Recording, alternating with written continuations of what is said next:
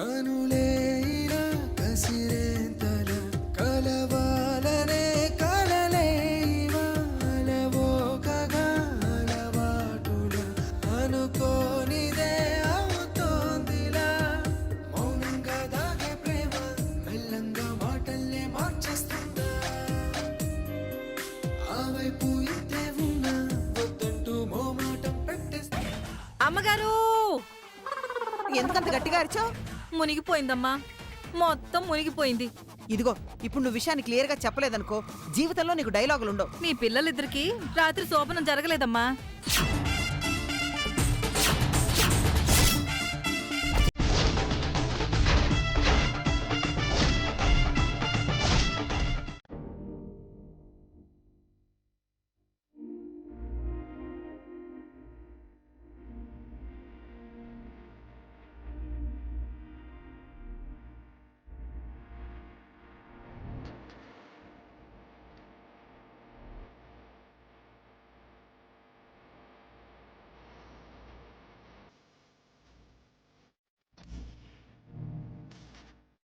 అంటే నేను గుర్తున్నానా? నాకేమన్నా రోగమా? అదేంటి నువ్వు గతం మర్చిపోయావు కదా? గుండమ్మతో శోభన నుంచి తప్పించుకోవడానికి గతం మర్చిపోయినట్టు కలర్ ఇచ్చా.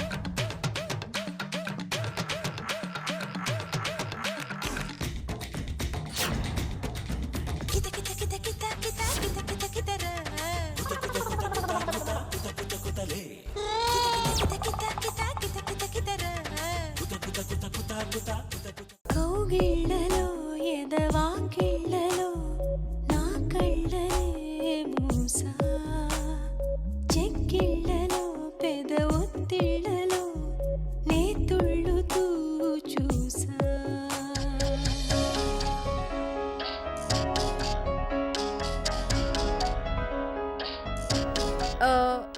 ముద్దు ఓకే గానీ అప్పుడున్న ఫీల్ లేదండి. కాస్త రొమాన్స్ కలపండి.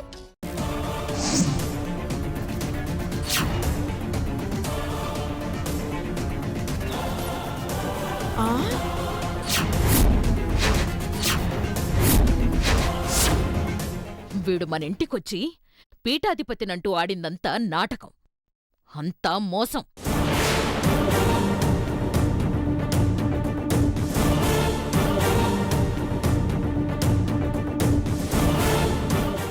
కళ్ళ ముందే ఇన్ని మోసాలు చేస్తున్నారంటే మాకు తెలియకుండా మా వెనకాల ఇంకెన్ని మోసాలు చేస్తున్నారు.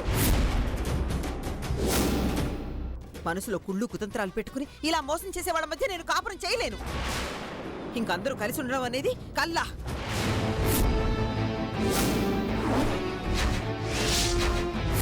సీనయ్య, మాకు రావాల్సిన ఆస్తి ఏదో ఒక పంచేస్తే మా దారిని మేము పోయి మా బతికేదో మేము బతుకుతాం.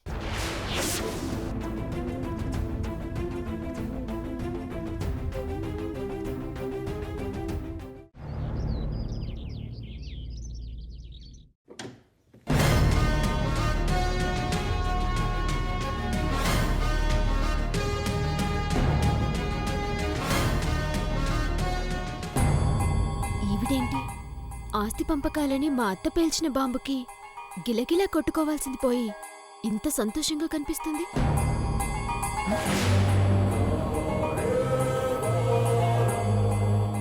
ఏంటి ప్రియ అలా చూస్తున్నావు?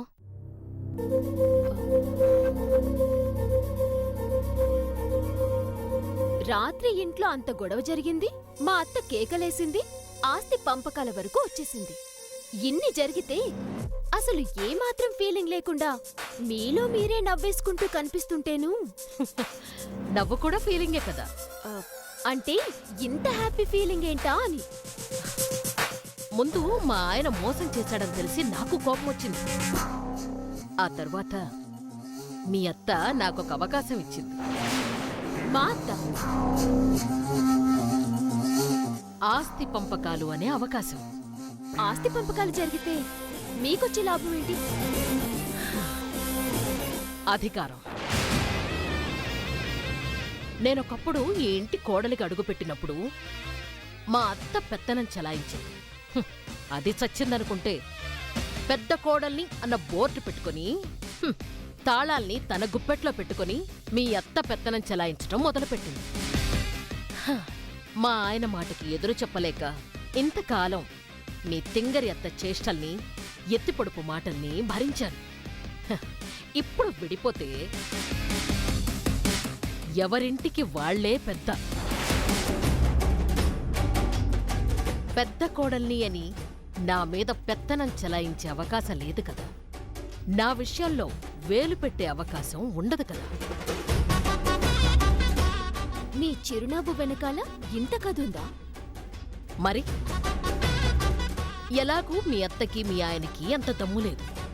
మీ మామయ్య గురించి పట్టించుకోవాల్సిన పనే లేదు.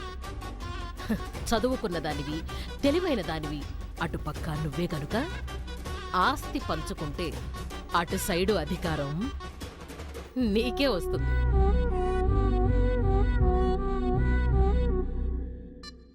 అప్పుడు నువ్వు ఆడింది ఆట, పాడింది పాట. మీ అత్త మీద పెత్తనం చెలాయించొచ్చు. మరీ మొండికేస్తే మా అక్కని టార్చర్ పెట్టొచ్చు.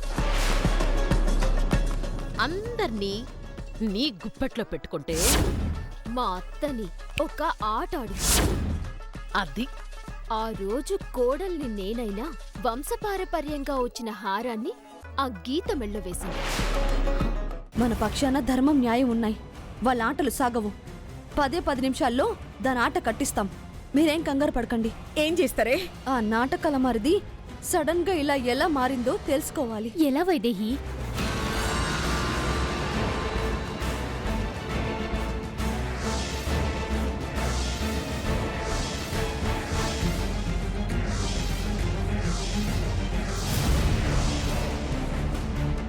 సూపర్ వైదేహి. ఈ దెబ్బతో దయ్యం వదిలిపోవాలి. మావయ్య భయం తొలగిపోవాలి. అయ్యా, పెళ్లికొడుకు తల్లిదండ్రులు కూడా వచ్చి కూర్చోవాలి. పిలవండి నాయనా. బాబు, అమ్మా నాన్నలు ఎక్కడా? అది వస్తున్నారు సార్, వస్తున్నారు.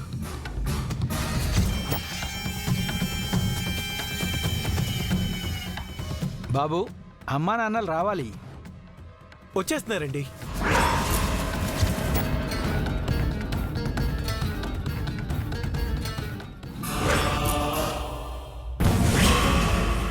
అమ్మా గంగా, ఒకసారి ఈ సెల్ ఫోన్ పట్టుకో తల్లి. చేయి కడుక్కొని వస్తాను.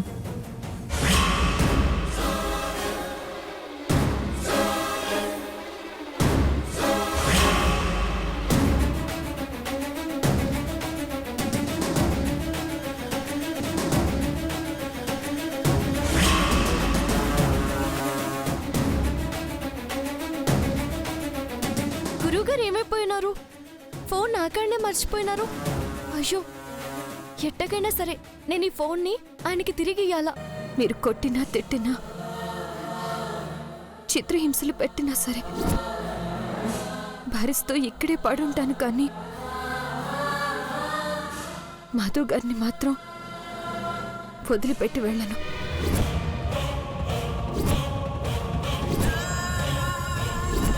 అన్నం తిను మానసే. అక్కర్లే అని చెప్పిన కదా.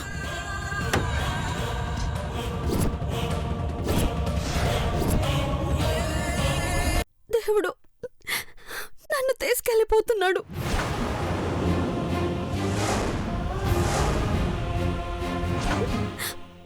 అమ్మాయి గారు. అవును పార్వతి,